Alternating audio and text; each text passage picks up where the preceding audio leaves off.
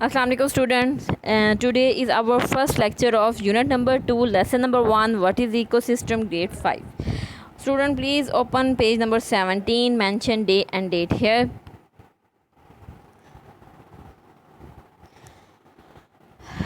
Ji, part of an ecosystem. Firstly, we will discuss what is an ecosystem.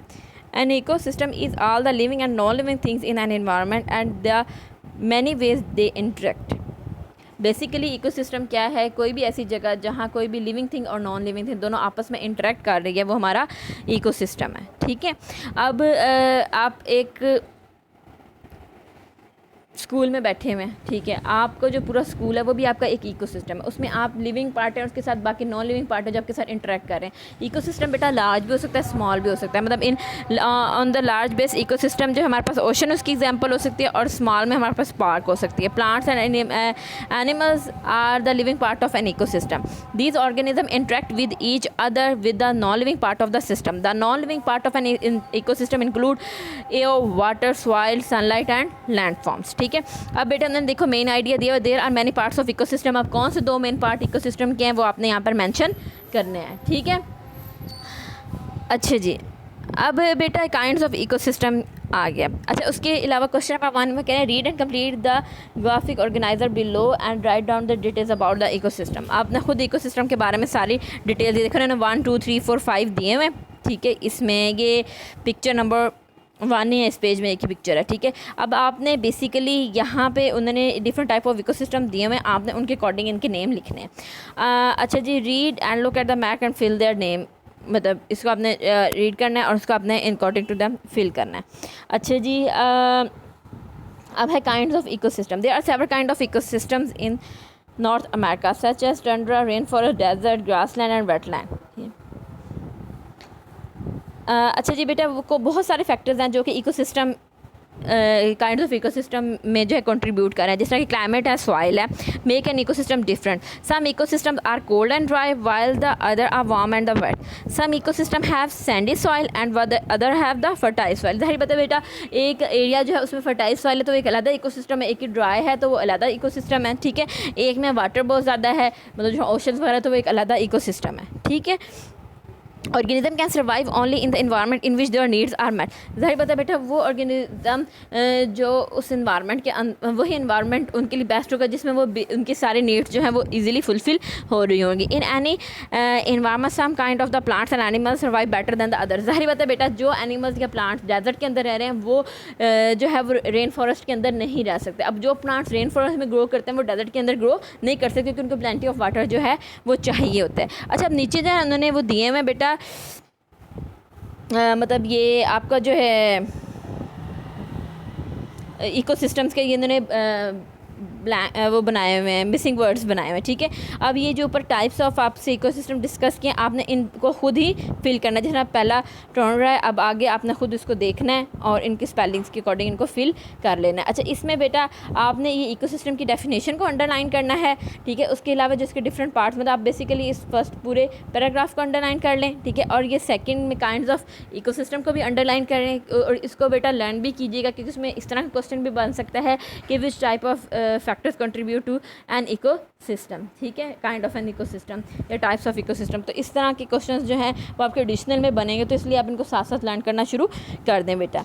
अब हम इसमें जो different types, जो 5 टाइप्स हैं उनको ज़रा डिटेल में पढ़ेंगे जो पेज नंबर 18 में है। अच्छा बेटा, इसमें आपका क्वेश्चन उन्होंने इस तरह किया है कि आपको उन्होंने 5 पिक्चर्स एक साइड पर और 5 पिक्चर दूसरी साइड पर दिया, मतलब राइट एंड लेफ्ट में।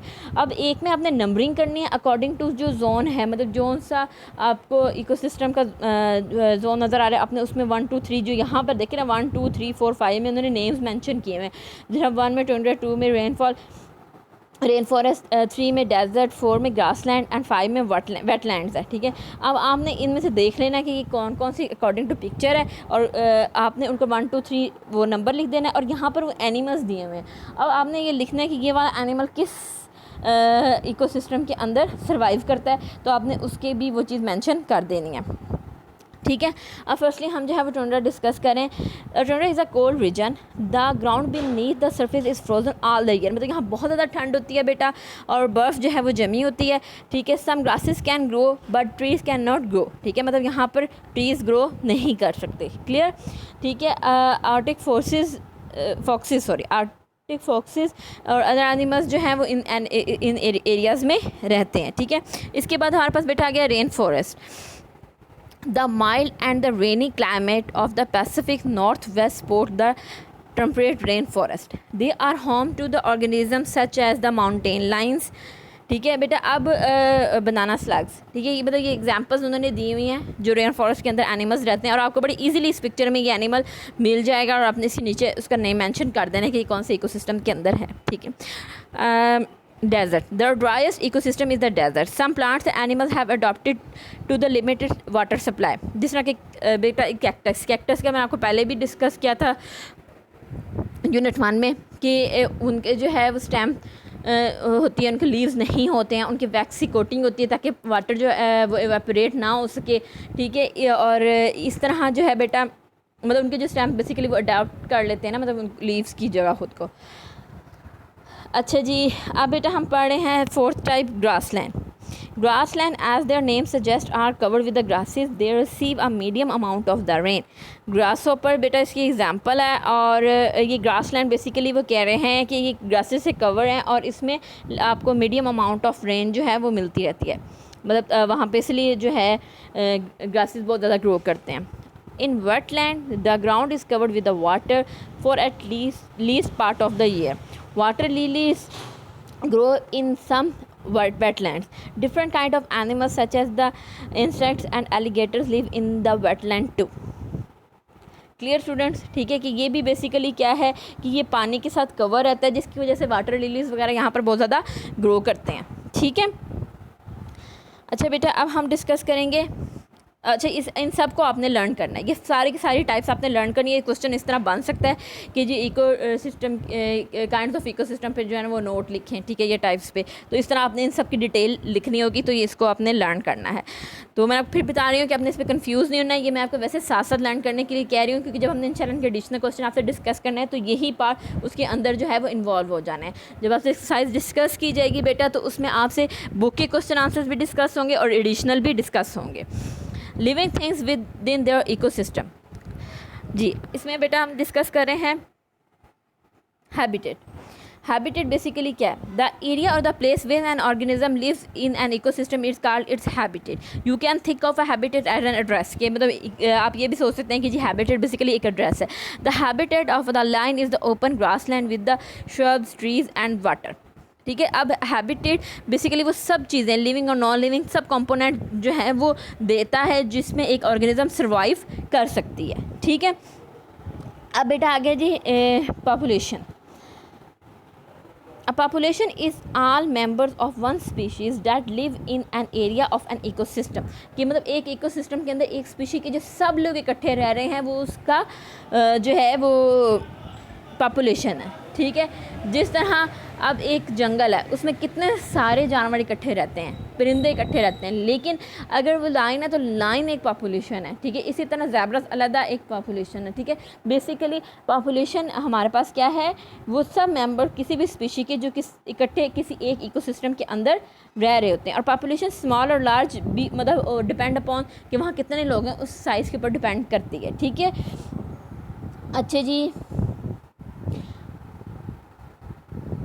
अब बेटा वो कह रहे हैं with a partner use the internet to find 3 other population that could be the part of ecosystem in this picture. अच्छा यहाँ पर उन्होंने जो है अफ्रीका के मतलब ग्रासलैंड की एक एग्जांपल दी हुई है सवाना की। अब वो कहते हैं कि इसमें उन्होंने 2 एनिमल्स की तो पिक्चर आपको दिखाई है, इसी तरह वो कहते हैं इंटरनेट से आप इसको ढूंढें और आपने इसको जो है वो फुलफ़िल करना है।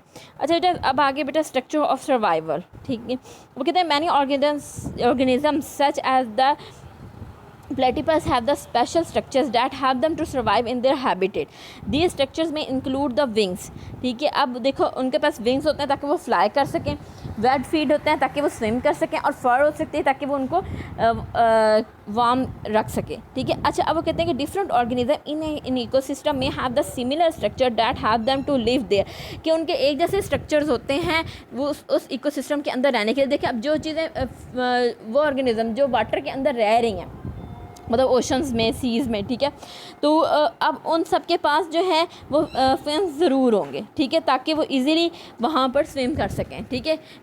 अब इस चीज़ से ये बेसिकली हमारे सर्वाइवल के लिए ज़रूरी है किसी भी इकोसिस्टम के अंदर रहने के लिए, ठीक है बेटा। तो अब आपने इसमें क्वेश्चन नंबर 7 को करना है। Read and look at the picture, what kind of ecosystem does the platypus live in, discuss as a class, ठीक है। मैंने के साथ ये सब डिस्कस कर लिया, लेकिन आपने खुद भी इसको जो है वो अपने होमवर्क के अंदर करना है और इसको अच्छी तरीके से लर्न करना है, ठीक है। और जो है फिर इंशाल्लाह हम नेक्स्ट इसका पार्ट जो है वो नेक्स्ट क्लास में डिस्कस करेंगे। थैंक यू स्टूडेंट, अल्लाह हाफिज़।